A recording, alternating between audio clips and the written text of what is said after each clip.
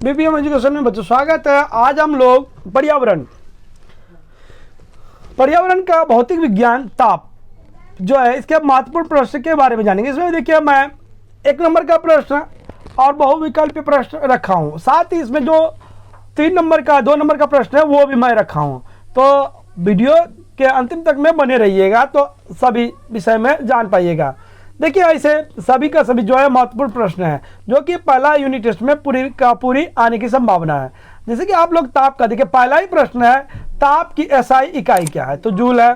Celsius तथा kelvin पैमाने में क्या संबंध है, केल्विन बराबर 273 प्लस टी डिग्री सी। उसके बाद देखिए 1 डिग्री तथा 10 डिग्री फ़ारेनहाइट में कौन बड़ा है, 1 डिग्री सी सेल्सियस बड़ा है।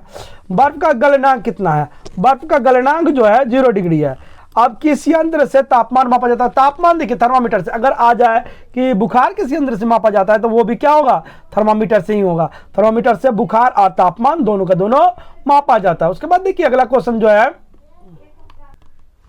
देखिए मनुष्य के शरीर का सामान्य तापमान कितना होता है। ये देखिए 37 डिग्री सी लिखा हूं। अगर जाकर ऐसे अगर फ़ारेनहाइट में बात कीजिएगा तो 98.4 ऐसे करके होता है तापमान।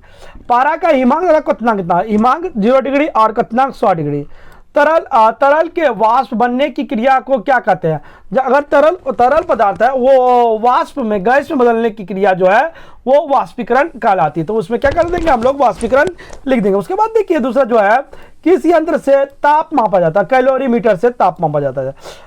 भाप की गुप्त ऊष्मा क्या है भाई, तो 573 डिग्री कैलोरी पर ग्राम।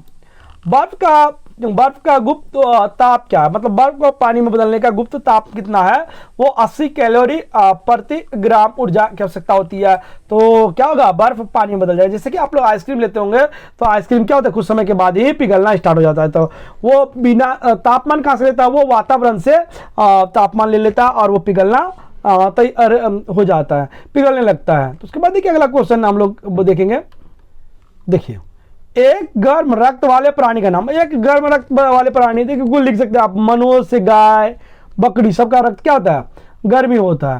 ठोस से तरल में बदलने की क्रिया क्या कहते हैं। देखिए ठोस पदार्थ है वो तरल में बदलता है, जैसे बर्फ ठोस है, अब उसको छोड़ दीजिए तो वो धीरे धीरे क्या होगा और जल में बदल जाएगा। तो यही गलन कहते हैं, इसे क्या कहते हैं, गलन कहते हैं। ठोस से तरल में बदलने पर वस्तु करता है, मतलब ताप ग्रहण करता है और वो बदल जाता है। घड़ा में पानी ठंडा किस क्रिया द्वारा रहता है, वाष्पीकरण द्वारा। देखिए ये घड़ा जो आप गर्मी के दिनों में देखे होंगे कि घड़ा जो होते हैं उसमें पानी ठंडा होता है, तो होता क्या है उसमें उस घड़े में छोटे छोटे सूक्ष्म छिद्र होते हैं, उस छिद्र के द्वारा जो गर्म पानी होता है वह वाष्पीकरण होकर के बाहर निकल जाता है, जिससे क्या होता है, घड़े की तापमान कम रहती है, इसलिए उस घड़े में पानी ठंडा रहता है, नहीं तो वो उसमें भी पानी क्या हो जाएगा, गर्म हो जाएगा। उसके बाद देखिए अगला क्वेश्चन जो है, देखिए थर्मामीटर से क्या मापा जाता है, तापमान ऊंचाई भार। तो क्या मापा जाता है, तापमान मापा जाता है। थर्मामीटर से क्या होता है, तापमान मापा जाता है।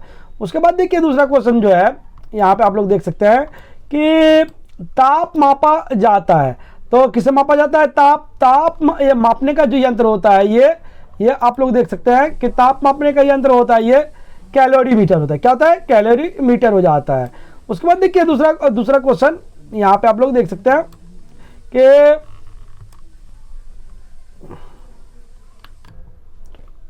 पानी का हिमांक बिंदु क्या है, 0 डिग्री, 4 डिग्री, 100 डिग्री, 50 डिग्री। तो 0 डिग्री क्या है, हिमांक बिंदु है। अब देखिए फ़ारेनहाइट स्केल में कितने भाग होते हैं, फ़ारेनहाइट स्केल में 180 भाग होते हैं। बर्फ के गलने की गुप्त ऊष्मा कितनी होती है, देखिए पहला ऑप्शन क्या है, 100 कैलोरी ग्राम।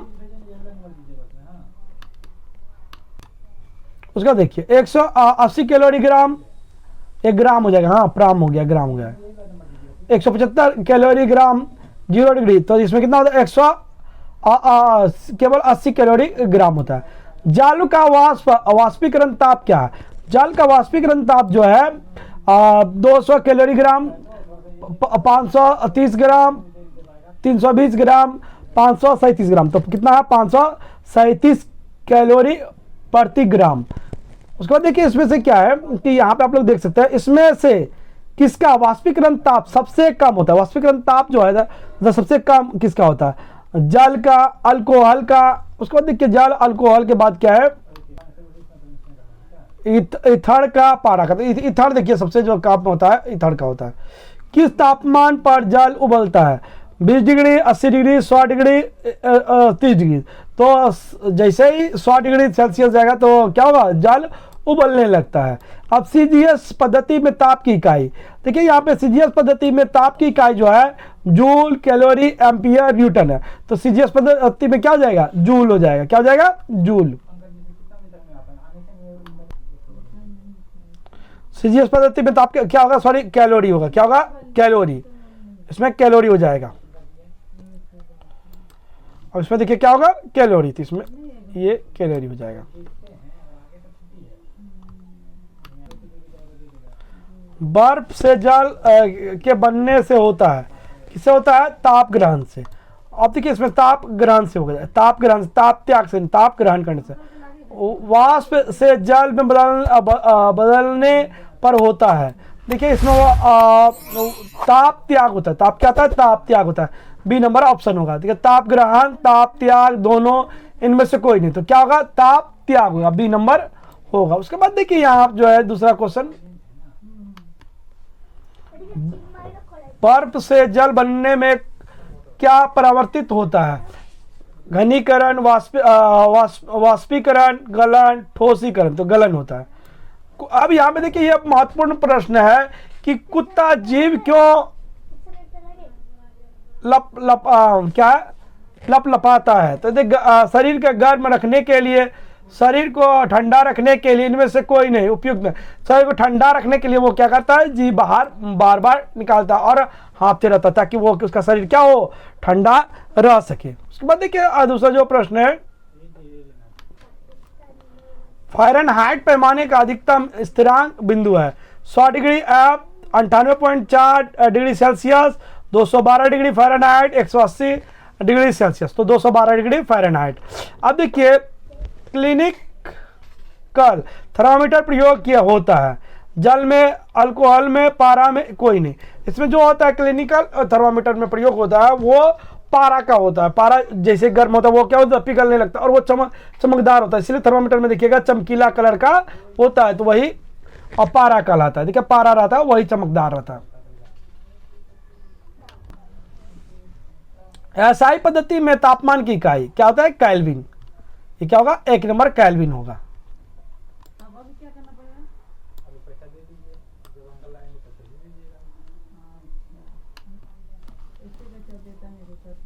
संक्षिप्त प्रश्न और उत्तर। ताप किसे कहते हैं? ताप एक प्रकार की ऊर्जा है जिसे ग्रहण कर वस्तु गर्म या त्याग का ठंडा हो सकता है। सुचालक किसे कहते हैं, उदाहरण लिखिए। वे पदार्थ जिससे होकर ताप संचालित होता है। ताप को सुचालक मतलब कहते हैं। देखिए सोना, चांदी, तांबा, लोहा तो होता है। इसमें होता है क्या, अगर जाकर ये इन सबको आग में डालिएगा, एक सिरा को डालिएगा तो दूसरा सिरा क्या हो जाए, गर्म हो जाएगा। अगर एक सिरा को डालने पर दूसरा सिरा गर्म होता है तो वो ताप का क्या कहलाता है, सुचालक कहलाता है। कुचालक किसे कहते हैं, इसके उदाहरण लिखो।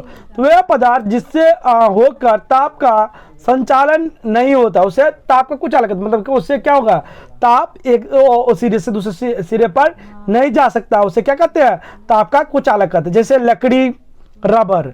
गुप्त ताप किसे कहते हैं?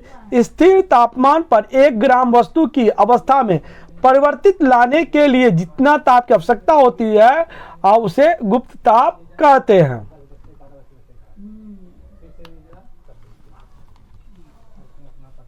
होता उसे वस्तु का गुप्त ताप कहते हैं। जैसे बर्फ के गलन की गुप्त उष्मा 80 कैलोरीग्राम है। वाष्पीकरण किसे कहते हैं? वह क्रिया जिसमें ताप ग्रहण कर वाष्प में परिवर्तित होता है उसे वाष्पीकरण की क्रिया कहते हैं। जिससे देखिए हाथ पर ईथर या स्पिरिट डालने पर ठंडा महसूस होना क्यों होता है, मतलब कि हाथ पर ईथर या स्पिरिट डालिएगा तो आपको ठंडा लगेगा।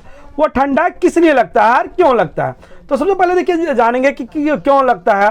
तो पहले ईथर या स्पिरिट की वाष्पीकरण की गुप्त उष्मा ताप कम कर देते हैं, मतलब हाथ पे डालते हैं तो वो गुप्त उष्मा हाथ का जो तापमान है वो क्या कर देता है, कम कर देता है।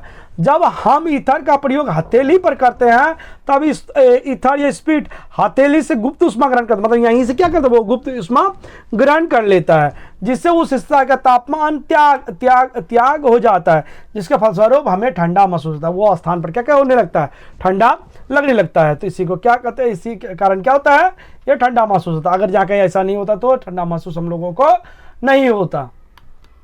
देखिए गर्मी के दिनों में मिट्टी के घड़े का पानी क्यों ठंडा रहता है। अब देखिए मिट्टी के घड़े का पानी जो है गर्मी के दिनों में ठंडा क्यों होता है, तो गर्मी के दिनों में वातावरण का तापमान ज़्यादा रहता है, जिससे वाष्पीकरण का दर बढ़ जाता है।